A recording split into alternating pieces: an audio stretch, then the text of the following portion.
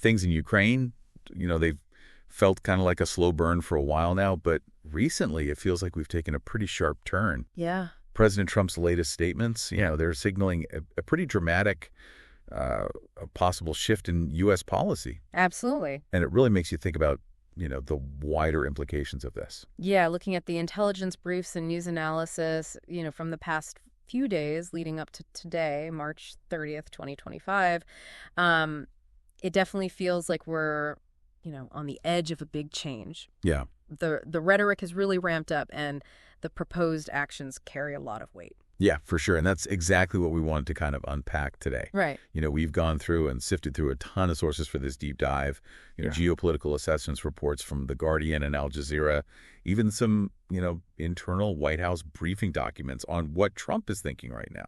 Our goal is to really cut through, the daily headlines and get to the heart of what's actually happening and, what might be motivating these changes and what it could all mean for the, the global landscape. Yeah. Think of this as your, streamlined analysis of the critical developments. Exactly. We're aiming to give you just the key insights and highlight how everything's connected and provide the context so you can grasp the bigger picture without getting lost in all the details. Exactly. And so, let's just dive right into it. Yeah. What seems to be the spark that's, ignited this whole change is President Trump's very public anger towards Vladimir Putin. Yeah, the sources are very clear about this. Yeah. Trump has said that he's very angry, pissed off, even with Putin. And the reason seems to be Putin's recent move to question whether Volodymyr Zelenskyy is really the legitimate president of Ukraine. Right. And this is really interesting because it challenges diplomatic norms. Yeah. Directly undermining a head of state in the middle of a conflict. Yeah, absolutely. And Putin, he went on air and suggested that there should be a temporary UN-led government to oversee new elections in Ukraine before any peace talks would even begin. Exactly. And Trump's reaction, immediately was basically that this will just delay the ceasefire, which he's been pushing for. And so it makes you wonder, what's the strategy here? Is he really concerned about the stability of Ukraine, or is this more about wanting a quick win on the international stage? It's a really key question to consider, and it's interesting to remember, just a little while ago, there were these reports about a not-so-great meeting between Trump, Vice President Vance, and Zelenskyy. Right. And then there were the alleged cuts to U.S. intelligence and military aid going to Kyiv. Yeah. And at that time, Kyiv, in principle, agreed to a ceasefire only if the Kremlin reciprocated by, giving back that aid. Yeah. So it just shows, how fluid and sometimes seemingly contradictory international diplomacy can be. Yeah, totally. I mean, it's a complete 180, isn't it? It is. He's gone from putting pressure on Zelenskyy to now defending him against Putin. Totally. He even said that, he got angry when Putin started getting into Zelensky's credibility. Right. Because he felt it was messing with reaching a deal. Right. And so it seems like he's got a very transactional view of international relations, where alliances and positions can just change really quickly based on what he thinks will benefit him. Absolutely.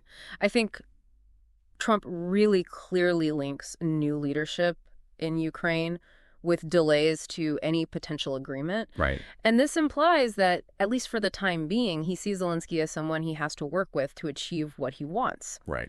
And so it brings up this important question, how much do personal relationships, or at least how they're perceived, drive these high-stakes negotiations? That's a really good question. Yeah. So Trump's not happy with what Putin said about Zelenskyy, but he's also upping the ante on the economic front with this threat of secondary tariffs on Russian oil. Yeah, that's right. He proposed putting in place these secondary tariffs of anywhere from 25 to 50% on all oil exports coming out of Russia. Wow. Now, just so everyone understands, secondary tariffs aren't levied on Russia directly. Instead, they target the countries that buy Russian oil. Okay. And the interesting thing here is how this basically uses global trade relationships as a weapon. Right. It's not just about hurting Russia, it's about making countries rethink their economic ties. And that could create winners and losers in some surprising areas. Yeah, it's a really good point. So if like China or India, if they keep buying Russian oil, they could be hit with these huge tariffs up to 50% on the stuff they export to the U.S. Exactly. I mean, that's a huge lever to pull. So what kind of immediate effects could we see in global markets if this happens. It really forces countries to make a choice, Yeah. Do they want access to the U.S. market, or do they want to keep doing business with Russia the way they are now? Right. And because the U.S. economy is so big, this could have a huge impact on those countries. Yeah, for sure. And it's important to remember that Russian oil is already under a bunch of sanctions from different countries. Right. So these secondary tariffs would add even more economic pressure. This is a pretty unusual tactic, isn't it? It is. Some analysts have pointed that out, Huh. but it's not completely unprecedented. Right. We saw something similar with Venezuela recently. Right. The U.S. put a 25% secondary tariff on any country buying oil or liquid fuels from Venezuela. And what was the reason for that? Well, the U.S. said it was because Venezuela was helping criminals get into the U.S. disguised as migrants. Oh, wow. So it shows that the Trump administration is willing to use this kind of economic tool. Yeah, and Trump himself has said that if these secondary tariffs on Russian oil go into effect, those countries won't be able to do business in the United States. Yeah, that's a very clear and potentially devastating consequence for anyone trading with Russia. Absolutely. It shows how serious this threat is. It does. So, we have Trump's anger, we have his economic threats, and then there's this other interesting piece of the puzzle, Finland. Okay. President Alexander Stubb met with Trump at Mar-a-Lago recently. It wasn't an official state visit, but it sounds like they had some pretty important discussions over, meals and golf. Interesting. And the timing of this meeting, just before Trump's change in tone feels pretty significant. Yeah, it does. Finland is right next to Russia. They share Yeah. a long border, so they're really invested in regional stability. Yeah. So it makes sense that they'd want to talk about this. Exactly. And Stubb said his main message to Trump was that they need a ceasefire in Ukraine.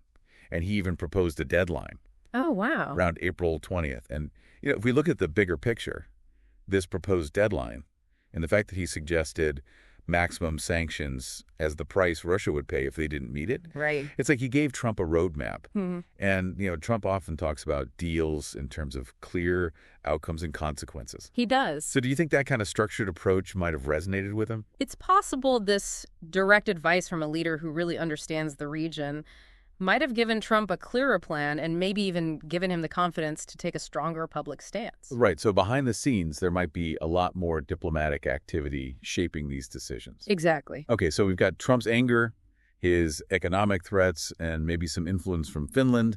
Now, what about Putin? Why is he even questioning Zelensky's legitimacy at this point? Well, Putin says it's because Ukraine hasn't had elections since the war started and Zelensky's term has actually expired. Okay.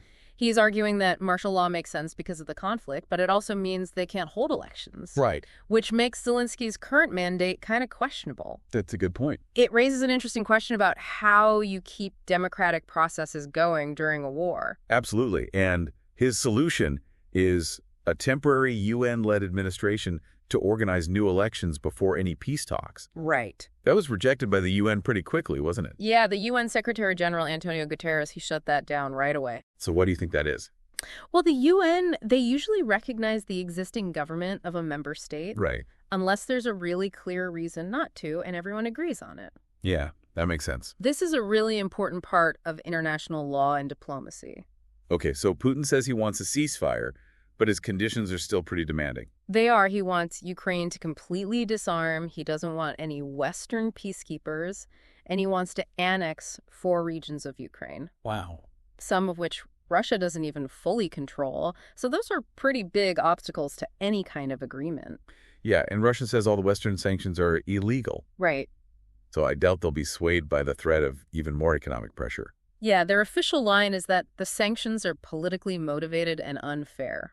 But the sanctions must be having some effect, right? Most likely, even if they won't admit it publicly. Right, and we can't forget about the people who are suffering because of this conflict. Yeah, absolutely. Our sources say there have been recent Russian attacks on Kharkiv with civilian casualties and damage to a military hospital. Ukraine has called it deliberate, targeted shelling. It's a stark reminder of the human cost of this war and why it's so important to find a way to de-escalate the situation. Absolutely. Okay, so let's shift gears a bit. Trump didn't just talk about Ukraine and Russia in his interviews. He also had some strong words for Iran. And he even brought up Greenland again. That's right. He gave Iran a very direct warning about their nuclear program. What did he say? He threatened military action like they've never seen before if they don't stop what they're doing. And he even mentioned the possibility of secondary tariffs on Iranian imports, just like he's considering with Russia. It seems like he's got a particular set of tools he likes to use. He does, and it's a complicated situation, especially since there are reports of negotiations happening between the U.S. and Iran. So it makes you wonder, how consistent and coherent U.S. foreign policy in the region really is. Yeah, and then there's Greenland. Right. He still wants to get Greenland. He said that. Yeah, and he even hinted that he might be willing to use military force, though he'd prefer to find an economic solution. Wow, that's sure to get people's attention around the world. It shows a very unilateral and unconventional approach to foreign policy where the usual diplomatic rules might not apply. Before we wrap up, our sources mentioned some internal issues at the White House. Yeah, there was a report about some senior White House officials talking about sensitive information on an unapproved messaging app. Like what? Including possible plans to bomb Houthi rebels in Yemen. Oh, wow. And apparently this led to a leak, which just shows how important it is to keep communications secure, even at the highest levels of government, especially when talking about really sensitive national security stuff. Absolutely. So just to sum things up for everyone, we've seen a real change in President Trump's stance towards Putin. And it seems like the trigger was Putin questioning Zelensky's legitimacy. Right. And along with that, we've got this serious threat of secondary tariffs on Russian oil, which could have big consequences for the global economy. It also looks like Finland's president might have had some influence in pushing Trump to take a stronger stance. It's possible. Meanwhile, Putin's position on a ceasefire is still the same, with his conditions being major roadblocks to any kind of agreement. Yeah.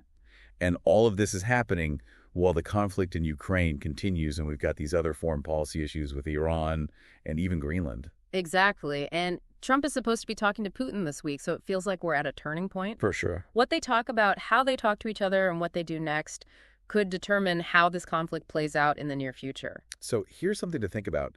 We've got all these sanctions in place already, and now there's the possibility of these new secondary tariffs. Right. So what's the most likely outcome for Ukraine? Are we going to see things calm down? Or could these actions actually make the conflict worse? That's a good question. And how might these economic measures, especially the secondary tariffs, change global energy markets and the relationships between countries? It's a really complex mix of political motivations and serious economic pressure. And I think the next few weeks will tell us a lot about where we're headed. I think so, too. Yeah. Really interesting stuff. It is. Thanks for breaking it down. Absolutely. That's it for this deep dive. We'll be back soon with more. Sounds good. See you then.